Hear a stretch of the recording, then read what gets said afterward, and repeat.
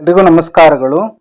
ಈ ವಿಡಿಯೋದಲ್ಲಿ 10ನೇ ತರಗತಿ ದ್ವಿತೀಯ ಭಾಷೆ ತಿಳಿಗನ್ನಡ ಅದರಲ್ಲಿ ಬರುವ ಪದ್ಯ 2 ವಂಗೆ ಬೇವುಗಳ ಹಾಡು. ಇದನ್ನು ಬರೆದವರು ಎಚ್.ಎಲ್. ಪುಷ್ಪ. ಈ ಪದ್ಯದ ಬಗ್ಗೆ ತಿಳ್ಕೊಳ್ಳೋಣ. ಕೃತಿಕಾರರ ಪರಿಚಯ. ಡಾಕ್ಟರ್ ಎಚ್.ಎಲ್. ಪುಷ್ಪ ಅವರು ಹಾಸನ ಜಿಲ್ಲೆಯ ಹೊಳೆನರಸೀಪುರದವರು. ಇವರು 1961ರಲ್ಲಿ ಜನಿಸಿದರು. ಕನ್ನಡದಲ್ಲಿ MA ಹಾಗೂ PhD ಪದವಿಯನ್ನು ಪಡೆದಿದ್ದಾರೆ. ಇವರ ಪ್ರಮುಖ ಕೃತಿಗಳೆಂದರೆ ಅಮೃತಮತಿಯ ಸ್ವಗತ, ಗಾಜುಗೋಳ, ಕನ್ನಡ ನಾಟಕಗಳಲ್ಲಿ ಮೈಮನಸ್ಸುಗಳ ಸಂಬಂಧ ಇತ್ಯಾದಿ. ಇವರಿಗೆ ಉದಯ ಭಾರತಿ ರಾಷ್ಟ್ರೀಯ ಪುರಸ್ಕಾರ, ಕಡೆಂಗೋಡ್ಲು ಶಂಕರ ಭಟ್ಟ ಪ್ರಶಸ್ತಿ, ಪೂತಿನ ಕಾವ್ಯ ಪುರಸ್ಕಾರಗಳು ಲಭಿಸಿವೆ. ಪ್ರಸ್ತುತ ಕವನವನ್ನು ಜೀವ ಸರಪಳಿಯ ಗೂಡು ಸಂಗ್ರಹ ಕೃತಿಯಿಂದ ಆರಿಸಿಕೊಳ್ಳಲಾಗಿದೆ. ಆರಿಸಿದ ಭಾಗ ಜೀವ ಸರಪಳಿಯ ಗೂಡು. 2 ವಂಗೆ ಬೇವುಗಳ ಹಾಡು. ಬದುಕ ಬದುವ ಬೇಲಿಯಲ್ಲಿ ವಂಗೆ ಮರದ ಜೋಲಿಯಲ್ಲಿ ಹರಳಿದೆ ಹೂ ಮಲಗಿದೆ ಮಲ್ಲಿಗೆಯಂತ ರೂಪು ತಾಯಿಯಂತ ನೆರಳಲು ಕರುಳಿನಂತ ಮಡಿಲು. ಇಲ್ಲಿ ಕವಯಿತ್ರಿ ಎಚ್.ಎಲ್. ಪುಷ್ಪರವರು ಹೇಳ್ತಾರೆ, ಜೀವನದ ಅಂಚೆಂಬ ಎಲ್ಲೆಯಲ್ಲಿ ಬದುಕ ಬದುವ ಬೇಲಿ. ನೋಡಿ, ಇಲ್ಲಿ ಬೇಲಿನದು ಹೊಲ ಅಥವಾ ತೋಟಕ್ಕೆ ಹಾಕಿರ್ತಾರೆ. ಇಲ್ಲಿ ಬದುಕ ಜೀವನವೆಂಬ ಬದುವ ಬೇಲಿಯಲ್ಲಿ, ಬದಿನಲ್ಲಿ ಬೇಲಿ ಇರೋದ ನೀವು ನೋಡಿದಿರ ಹೊಲಗಳಿಗೆ, ತೆಂಗಿನ ತೋಟಗಳಿಗೆ ಅಥವಾ ಇನ್ನಿತರೆ ತೋಟಗಳಿಗೆ. ಹಾಗೆ ಜೀವನದ ಅಂಚೆಂಬ ಎಲ್ಲೆಯಲ್ಲಿ ಎಲ್ಪನ್ನು ನೀಡುತ್ತಿದೆ ತಾಯಿ ಅಂತಃಕರಣದ ಹಾಗೆಯೇ ಆಸರೆ ಇತ್ತಿದೆ. ಯಾವುದಪ್ಪ ಅಂದ್ರೆ ವಂಗೆ ಮರ. ನೋಡಿ, ವಂಗೆ ಹೂವ ತೊಂಗಲಲ್ಲಿ ಭೃಂಗದ ಸಂಗೀತ ಕೇಳಿ ಅಂತ ದ ರಾ ಬೇಂದ್ರೆ ಅವರು ಹೇಳ್ತಾರೆ. ನೆತ್ತಿ ಮೇಲೆ ಸೂರು ಮೇಲೆ ಮೇಲೆ ರವಿಯ ಕಣ್ಣು, ತೆಂಗು ವಂಗೆ ಇಪ್ಪೆ ಬೇವು ಜೀವಜಾಲ ನೇದಿವೆ, ಬದುಕ ಬಂಡಿ ಉರುಳುತ್ತಲಿದೆ ತೈಲವಿದೆ ಬತ್ತಿ ಇದೆ, ಬದುಕು ಬಂಗಾರವಿದೆ ಹರಳಿದ ಕೈಯ ಕಮಲದಲ್ಲಿ ನಾಳಿನ ಚಿನ್ನದಂತ ಬೆಳಕಿದೆ. ಇಲ್ಲಿ ತಲೆಯ ಮೇಲೆ ಚಾವಣಿ ಇದೆ, ನೆತ್ತಿ ಮೇಲೆ ಸೂರು, ನಮ್ಮ ನೆತ್ತಿ ತಲೆಯ ಮೇಲೆ ಸೂರು ಅಂದ್ರೆ ಚಾವಣಿ ಇದೆ. ಅದರ ಮೇಲೆ ಮೇಲೆ ಮೇಲೆ ರವಿಯ ಕಣ್ಣು, ಮೇಲೆ ಮೇಲೆ ಇದು ದುರುಕ್ತಿ ಪದ. ಮೇಲೆ ರವಿ ಅಂದ್ರೆ ಸೂರ್ಯ, ಸನ್, ಸೂರ್ಯ ಬೆಳಗ್ತಾ ಇದ್ದಾನೆ. ಇಲ್ಲಿ ತೆಂಗು ವಂಗೆ ಇಪ್ಪೆ ಮರ ಬೇವಿನ ಮರ ಅಂದ್ರೆ ಬೇವಿನ ಮರ ಜೀವಜಾಲ ನೇದಿವೆ. ತೆಂಗಿನ ಮರ, ವಂಗೆ ಮರ, ಇಪ್ಪೆ ಮರ, ಬೇವಿನ ಮರ ಜೀವಜಾಲವನ್ನ ನೇದಿವೆ ಅಂದ್ರೆ ತೆಂಗು ವಂಗೆ ಇಪ್ಪೆ ಬೇವು ಮೊದಲಾದ ಮರಗಳು, ಪ್ರಾಣಿಗಳ ಸಮೂಹವು ಅಲ್ಲಿ ತುಂಬಿವೆ. ಬದುಕ ಬಂಡಿ ಉರುಳುತ್ತಲಿದೆ. ಜೀವನದ ಬಂಡಿ ಅಂದ್ರೆ ಗಾಡಿ ಉರುಳ್ತಲಿದೆ, ಸಾಗ್ತಾ ಇದೆ. ಅಲ್ಲಿ ಏನೇನಿದೆ? ತೈಲವಿದೆ, ಬತ್ತಿ ಇದೆ, ಬದುಕು ಬಂಗಾರವಿದೆ, ಅರಳಿದ ಕೈಯ ಕಮಲ ನಾಳಿನ ಚಿನ್ನದಂತ ಬೆಳಕಿದೆ ಅಂತ ಹೇಳ್ತಾ ಇದ್ದಾರೆ ಕವಯಿತ್ರಿಯವರು. ಅಂದ್ರೆ ಇದರ ಅರ್ಥ, ಪ್ರಾಣಿಗಳ ಸಮೂಹ ಅಲ್ಲಿ ತುಂಬಿವೆ, ಜೀವನವೆಂಬ ಬಂಡಿ ಓಡುತ್ತಲಿವೆ, ಅಲ್ಲಿ ತೈಲ ಬತ್ತಿಗಳಿವೆ, ಬಂಗಾರದಂತ ಬದುಕು ಇದೆ, ಭವಿಷ್ಯದ ಸುಖದ, ನೋಡಿಲಿ ನಾಳಿನ ಚಿನ್ನದಂತ ಬೆಳಕಿದೆ ಅಂದ್ರೆ ಭವಿಷ್ಯದ, ನೋಡು ಭವಿಷ್ಯವನ್ನು ಹೇಳ್ತಾ ಇದ್ದಾರೆ, ಸುಖ ಅನ್ನೋದನ್ನ ಕಲ್ಪನೆಯನ್ನ ಹೇಳ್ಕೊಡ್ತಾ ಇದ್ದಾರೆ ಕವಯಿತ್ರಿಯವರು. ಇದರ ಟೋಟಲ್ ಅರ್ಥ ಇಷ್ಟೇ ಮಕ್ಕಳ. ತಲೆಯ ಮೇಲೆ ಚಾವಣಿ ಇದೆ, ಅದರ ಮೇಲೆ ಸೂರ್ಯನು ಬೆಳಗುತ್ತಿದ್ದಾನೆ. ತೆಂಗು ವಂಗೆ ಇಪ್ಪೆ ಬೇವು ಮೊದಲಾದ ಮರಗಳು, ಪ್ರಾಣಿಗಳ ಸಮೂಹವಲ್ಲಿ ತುಂಬಿವೆ, ಜೀವನವೆನ್ನುವ ಬಂಡಿ ಓಡುತ್ತಲಿದೆ, ಅಲ್ಲಿ ತೈಲ ಬತ್ತಿಗಳಿವೆ, ಬಂಗಾರದಂತ, ನೋಡಿ ಇಲ್ಲಿ ಚಿನ್ನ ಬಂಗಾರದಂತ ಬದುಕು ಇದೆ, ಭವಿಷ್ಯದ ಸುಖದ ಕಲ್ಪನೆ ಇದೆ.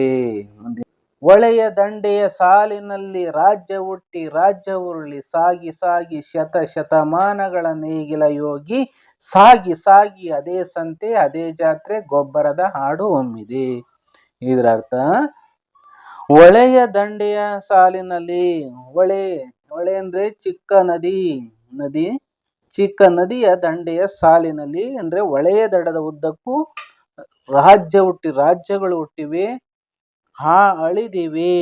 ನೋಡಿ, ರಾಜ್ಯ ಉರುಳಿ ಅಂದ್ರೆ ರಾಜ್ಯಗಳು ಅಳಿದಿವೆ ಅಂದ್ರೆ ನಾಶವಾಗಿವೆ. ಸಾಗಿ ಸಾಗಿ ಬರ್ಬರ್ತಾ ನೂರಾರು ವರ್ಷಗಳಿಂದ, ಶತಮಾನಗಳ, ಶತಮಾನ ಅಂದ್ರೆ 100 ವರ್ಷ, ಶತಮಾನ ನೂರಾರು ವರ್ಷಗಳಿಂದ, ನೇಗಿಲ ಯೋಗಿ ಅಂದ್ರೆ ರೈತ, ಕೃಷಿಕ, ಅನ್ನದಾತ ಬೇಸಾಯವನ್ನು ಸಾಗಿ ಸಾಗಿ, ನೋಡಿ ಸಾಗಿ ಸಾಗಿ ಅಂದ್ರೆ ಬೇಸಾಯವನ್ನು ಮಾಡ್ತಿದ್ದಾನೆ. ಇದರ ಅರ್ಥ ಸಾಗುವಳಿಯನ್ನ ರೈತನು ಮಾಡುತ್ತಿದ್ದಾನೆ. ಸಾಗುವಳಿ ಅಂದ್ರೆ ವ್ಯವಸಾಯವನ್ನ ರೈತ ಮಾಡ್ತಲೇ ಇದ್ದಾನೆ.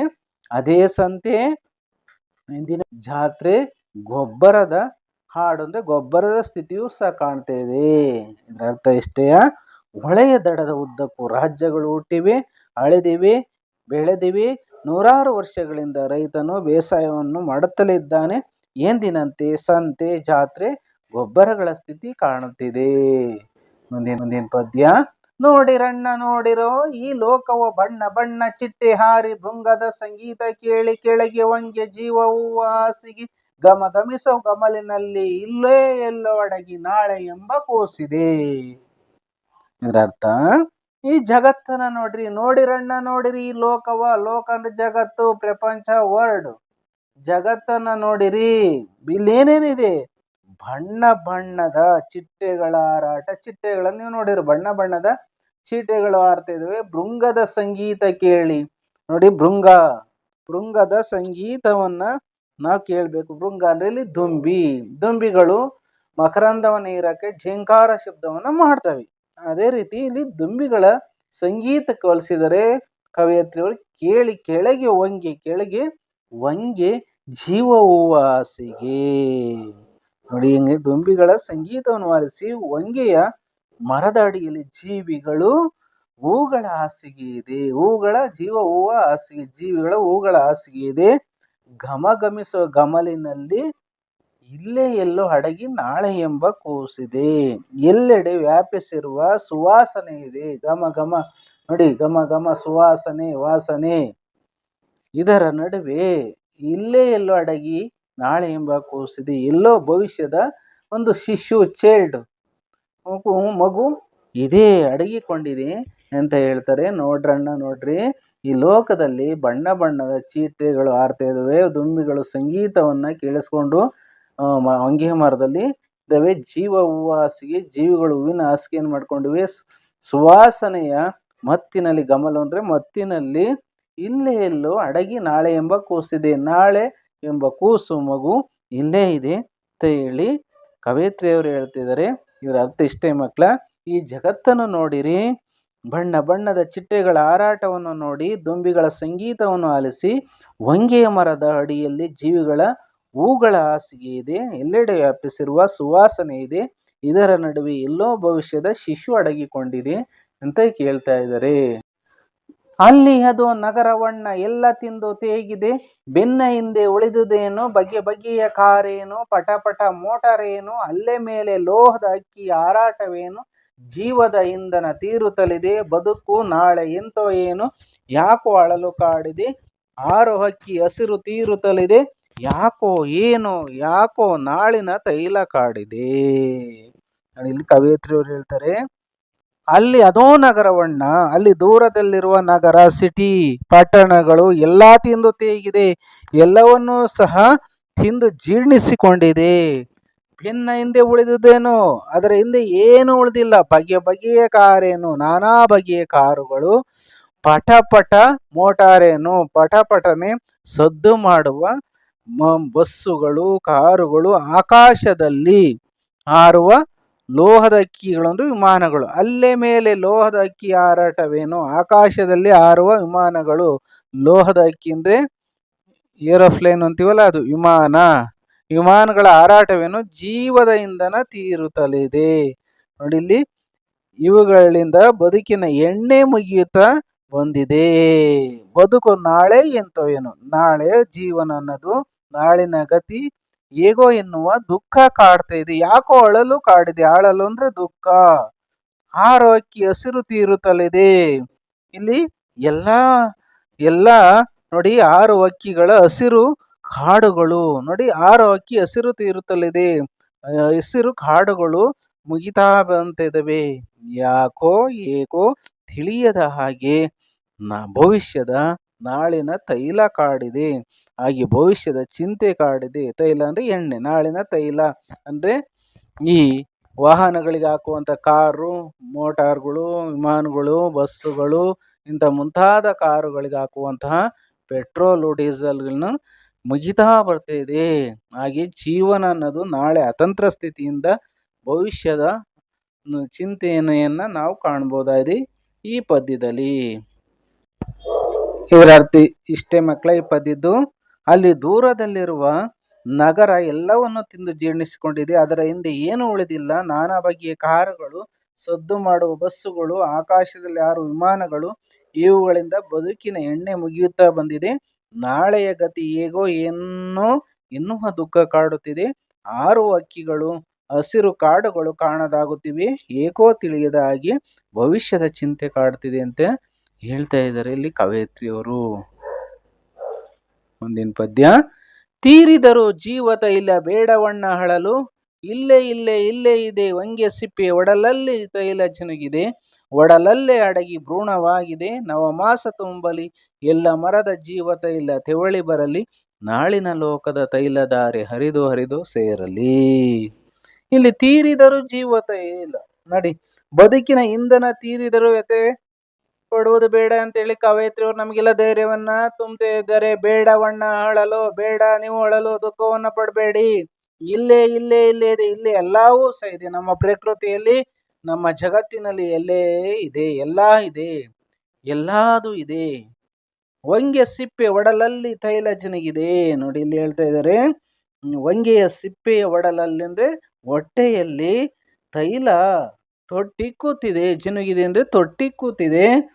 ಹೊಟ್ಟೆಯಲ್ಲಿ ನೋಡಿ, ಒಡಲಲ್ಲೇ ಅಡಗಿ ಭ್ರೂಣವಾಗಿದೆ. ನೋಡಿ, ಹೊಟ್ಟೆಯಲ್ಲಿ ಅಡಗಿರುವ ಭ್ರೂಣದಂತೆ ಇಲ್ಲಿ ಹೊಟ್ಟೆಯಲ್ಲಿ ಗರ್ಭಸ್ಥ ಶಿಶುವಾಗಿದೆ. ನವಮಾಸ ಅಂದ್ರೆ 9 ತಿಂಗಳು. ನವ ಅಂದ್ರೆ 9, ಮಾಸ ಅಂದ್ರೆ ತಿಂಗಳು. ತುಂಬಲಿ 9 ತಿಂಗಳು ತುಂಬಿದೊಡನೆ ಎಲ್ಲಾ ಮರಗಳ ಜೀವಶಕ್ತಿ ನೋಡಿ, ಎಲ್ಲಾ ಮರದ ಜೀವ ತೈಲ ತೆವಳಿ ಬರಲಿ. 9 ತಿಂಗಳು ತುಂಬಿದೊಡನೆ ಎಲ್ಲಾ ಮರಗಳ ಜೀವಶಕ್ತಿ ಜಿನುಗಿ ಬರಲಿ, ನಾಳಿನ ಲೋಕದ ತೈಲಧಾರೆ ಹರಿದು ಹರಿದು ಸೇರಲಿ. ಅಂದ್ರೆ ಭವಿಷ್ಯದ, ನಾಳಿನ ವಿಶ್ವದ ತೈಲದ ದಾರಿಯು ಹರಿದು ಒಟ್ಟುಗೂಡ್ಲಿ ಅಂತ ಹೇಳಿ ಕವಯತ್ರಿ ಅವರು ಹೇಳ್ತಿದ್ದಾರೆ. ಇದರ ಅರ್ಥ ಇಷ್ಟೇ ಮಕ್ಕಳ, ಬದುಕಿನ ಇಂಧನ ತೀರಿದರೂ ವ್ಯತೆ ಪಡುವುದು ಬೇಡ. ಇಲ್ಲಿಯೇ ದಾರಿ ಇದೆ. ವಂಗೆಯ ಸಿಪ್ಪೆಯ ಒಡಲಲ್ಲಿ ತೈಲ ತೊಟ್ಟಿ ಕೂತಿದೆ. ಹೊಟ್ಟೆಯಲ್ಲಿಯೇ ಗರ್ಭಸ್ಥ ಶಿಶುವಾಗಿದೆ. 9 ತಿಂಗಳು ತುಂಬಿದೊಡನೆ ಎಲ್ಲಾ ಮರಗಳ ಜೀವಶಕ್ತಿ ಜನಿಗಿ ಬರಲಿ, ಭವಿಷ್ಯದ ವಿಶ್ವದ ತೈಲದ ದಾರಿಯು ಹರಿದು ಒಟ್ಟು ಕೂಡ್ಲಿ. ಕೊನೆಯ ಪದ್ಯ. ತೆಂಗು ತಾರೆಗಳ ನಾಡಿನಲ್ಲಿ ಬೆವರ ಹನಿಯ ಸಾಲೆಯಲ್ಲಿ ಜೀವಾಮೃತ ಒಡಗಿದೆ. ಜೀವ ಇಂಡಿ ಒಡಲ ಇಂಡಿ ತೈಲ ಧಾರೆ ಒಮ್ಮಿ ಬರಲಿ, ವಂಗೆ ಸಿಪ್ಪೆ ಜೀವ ಮೇಳ ನಡೆಯಲಿ. ನಾಳೆ ಎಂಬ ಚಪ್ಪರದ ಕೆಳಗೆ ಮನುಕುಲದ ಮೊಳಕೆ ಒಡೆಯಲಿ, ಭವ್ಯ ಬದುಕು ಅರಳಲಿ. ಭವ್ಯ ಬದುಕು ಅರಳಲಿ ಅಂತ ಹೆಂಗೆ ನಮಗೆ ಕವಯತ್ರಿಯವರು ಅಭಯವನ್ನು ನೀಡ್ತಾ ಇದ್ದಾರೆ ನೋಡಿ. ಇಲ್ಲಿ ತೆಂಗು ತಾರೆಗಳ ನಾಡಿನಲ್ಲಿ, ತೆಂಗಿನ ಮರ. ಇಲ್ಲಿ ತಾರೆ ಅಂದ್ರೆ ನಕ್ಷತ್ರಗಳು ಅಂತ ನಾವು ಭಾವಿಸ್ಬೋದು. ಆದ್ರೆ ಇಲ್ಲಿ ಪದ್ಯದ ಪ್ರಕಾರ ಅಡಿಕೆ ಮರಗಳ ನಾಡಿನಲ್ಲಿ ಬೆವರ ಹನಿಯ ಸಾಲೆಯಲ್ಲಿ ಜೀವಾಮೃತ ಅಡಗಿದೆ ನೋಡಿ. ದೇಶದ ಬೆವರಹನಿ ಅಂದ್ರೆ ಶ್ರಮ ಪಡುವಂತ ಜನರು, ಶ್ರಮದ ಬೆವರಿನ ಧಾರೆಯಲ್ಲಿ ಜೀವದ ಅಮೃತ ಅಡಗಿದೆ, ಒದಗಿದೆ. ಜೀವ ಇಂಡಿ ಒಡಲ ಇಂಡಿ ತೈಲ ಧಾರೆ ಒಮ್ಮೆ ಬರಲಿ. ಇಲ್ಲಿ ದುಡಿಯುವ ದಣಿಯುವ ಮೂಲಕ ತೈಲ ಒಂದೇ ಸಮನೆ ಹೊರಗೆ ಹರಿಯಲಿ. ಒಮ್ಮೆ ಬರಲಿ ಅಂದ್ರೆ ಹೊರಗೆ ಬರಲಿ. ವಂಗೆ ಇಪ್ಪೆ ಜೀವ ಮೇಳ ನಡೆಯಲಿ. ಇಲ್ಲಿ ಕವಯತ್ರಿ ಅವರು ಹೇಳ್ತಾರೆ, ವಂಗೆ ಇಪ್ಪೆಗಳ ಜೀವ ಅಂದ್ರೆ ಪ್ರಾಣಿಗಳ ಮೇಳ ಅಂದ್ರೆ ಗೋಷ್ಠಿ ನಡೆಯಲಿ ಅಂತ ಹೇಳ್ತಿದ್ದಾರೆ. ನಾಳೆ ಎಂಬ ಚಪ್ಪರದ ಕೆಳಗೆ ಮನುಕುಲದ ಮೊಳಕೆ ಒಡೆಯಲಿ, ಭವ್ಯ ಬದುಕು ಅರಳಲಿ. ಭವಿಷ್ಯದ ನಾಳೆ ಅಂದ್ರೆ ಭವಿಷ್ಯದ ಚಪ್ಪರವನ್ನ ನಮಗೆ ಹೇಳ್ತಾ ಇದ್ದಾರೆ ನೋಡಿ. ಅಂದರ ಚಪ್ಪರ, ಈ ನಾವು ಚಪ್ಪರವನ್ನ ಹಾಕ್ತಂಗೆ ಇವತ್ತಿನ ಯುವಕರು ಯುವತಿಯರ ಮುಂದಿನ ಭವಿಷ್ಯದ ದೇಶದ ಒಂದು ಮಾರ್ಗವನ್ನ ಮುನ್ನಡೆಸುವಂತ ಪ್ರಜೆಗಳು. ಅವ್ರಿಗೆ ಹೇಳ್ತಾ ಇದ್ದಾರೆ, ನಾಳೆ ಎಂಬ ಚಪ್ಪರದ ಕೆಳಗೆ, ನಾಳೆ ಎಂಬ ಅಂದರದ ಕೆಳಗೆ ಮನುಕುಲದ ಮೊಳಕೆ ಒಡೆಯಲಿ. ನೋಡಿಲಿ, ಮನುಕುಲ, ಮಾನವತೆಯ ಮನುಕುಲವು ಬೆಳೆಯುವಂತಹ ಮೊಳಕೆ ಒಡೆಯಲಿ, ಭವ್ಯ ಬದುಕು ಹರಳಲಿ. ಅಂದ್ರೆ ಉನ್ನತವಾದ ಜೀವನ ವಿಕಸನವಾಗಲಿ, ಬೆಳವಣಿಗೆ ಆಗಲಿ ಅಂತ ಹೇಳ್ತಾ ಇದ್ದಾರೆ. ಇದರ ಅರ್ಥ ಇಷ್ಟೇ ಮಕ್ಕಳ, ಕಂಗುಗಳಿರುವ ದೇಶದಲ್ಲಿ ಶ್ರಮದ ಬೆವರಿನ ಧಾರೆಯಲ್ಲಿ ಜೀವಾಮೃತ ಹುದುಗಿದೆ. ದುಡಿಯುವ ದಣಿಯುವ ಮೂಲಕ ತೈಲವು ಒಂದೇ ಸಮನೆ ಹೊರಗೆ ಬರಲಿ. ಹೊಂಗೆ ಹಿಪ್ಪೆಗಳ ಪ್ರಾಣಿಗಳ ಗೋಷ್ಠಿ ನಡೆಯುವಂತಾಗಲಿ. ಭವಿಷ್ಯದ ಚಪ್ಪರ ಅಂದರೆ ಅಂಧರದ ಅಡಿಯಲ್ಲಿ ಉನ್ನತವಾದ ಜೀವನ ವಿಕಸಿತವಾಗಲಿ ಅಂತ ಹೇಳ್ತಿದ್ದಾರೆ.